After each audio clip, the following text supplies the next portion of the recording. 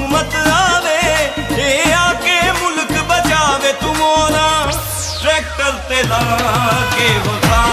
सोनिया, चौधरी हुसैन जागी नू जिता सोनिया तू मोरा। अब हमारा फर्ज बनता है कि हम उस उम्मीद में भी पूरा उतरे, हम उस सोच में भी पूरा उतरे, और मुझे ये पूरा यकीन है कि इंशाअल्लाह ताला आप लोगों की दुआओं के साथ, आप लोगों के प्यार, आप लोगों की मोहब्बत के साथ जो विजन, जो सोच आप लोगों ने इस हलके के लिए रखी है, इस यूनियन काउंसिल के लिए रखी है, इस पिंड के लिए रखी है, इंशाअल्लाह ताला उन सोचों पे हम पूरा उतरेंगे।